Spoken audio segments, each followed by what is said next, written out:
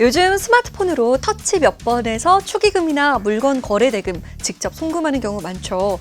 모바일 뱅킹과 간편 송금 서비스 이용이 잦아진 만큼 실수로 돈을 잘못 보내는 경우도 많아졌다고 해요. 아차 하고 송금을 잘못한 경우 어떻게 해야 할까요?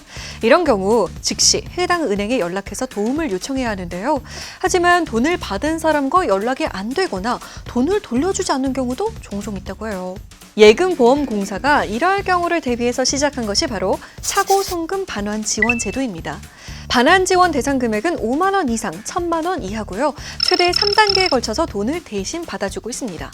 먼저 차고 송금 수취인의 정보를 확인한 후 수취인에게 연락해서 자진해서 돈을 돌려줄 것을 권유하고요. 수취인이 돈을 돌려주지 않는다면 법원을 통해 지급 명령을 내려서 돈을 받습니다. 하지만 지급 명령 기간 내에 돈을 돌려주지 않는다면 법원을 통해 잘못 보낸 금액만큼 재산을 압류해서 돈을 받아내는데요. 이 과정에서 수수료를 뺀 나머지 돈을 신청자에게 돌려준다고 해요. 이렇게 평균적으로 차고 송금의 96%를 돌려받게 됩니다. 만약 100만 원이었다면 96만 원 정도를 돌려받게 되는 거죠. 돌려받기까지는 평균 42일 정도가 걸린다고 해요. 제도를 시작한 뒤 지난달 말까지 9개월 동안 송금인에게 29억 원이 반환됐는데요. 보이스피싱이나 중고거래 사기임에도 예금보험공사로 신청하는 경우가 종종 있다고 합니다. 이런 경우에는 바로 경찰서에 신고하는 게 빠른 길입니다. 오늘부터 2년 넘게 이어져 왔던 사회적 거리두기가 완전히 해제됐죠.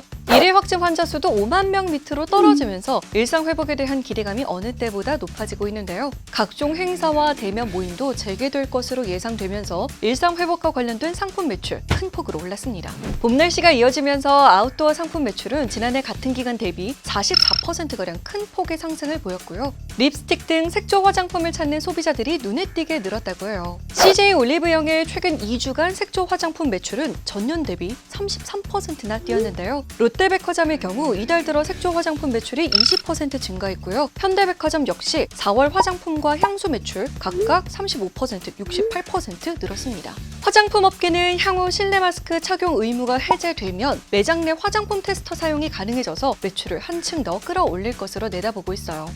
이처럼 거리두기 해제로 호재를 맞이하는 업계 또 있습니다. 바로 웨딩 업계인데요. 통계청에 따르면 전국 결혼 건수는 코로나 이전인 2019년 약 24만 건에서 작년에는 약 19만 건까지 줄었어요. 정부가 점차 사회적 거리두기를 해제하고 일상 회복을 선언하면서 예비 부부들이 결혼 준비에 나서고 있습니다.